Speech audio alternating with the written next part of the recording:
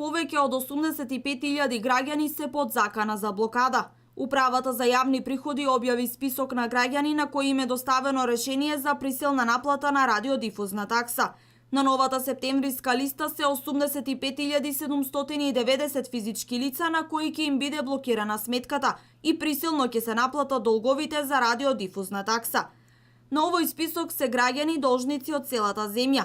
УЈП практично објави список на сите оние за кои има уредна достава на решенија за присилна наплата, велат од Управата за јавни приходи. Од даночната управа ги повикуваат граѓаните кои се наведени на должничката листа најдоцна до 13 септември да ги подигнат решенијата за присилна наплата во просториите на УЈП во надлежната регионална дирекција според местото на живење.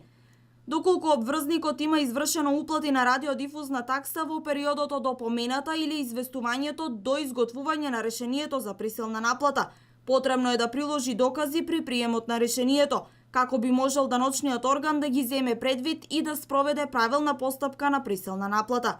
Доколку пак должникот обврзник на радиодифузна такса наведен во листата за уредна достава на решенија за присилна наплата на радиодифузна такса не се јави и не изврши прием на решението во наведениот рок, тогаш Управата за јавни приходи ќе изврши еднократна објава во Службен весник на Република Македонија, се наведува во известувањето на УЈП.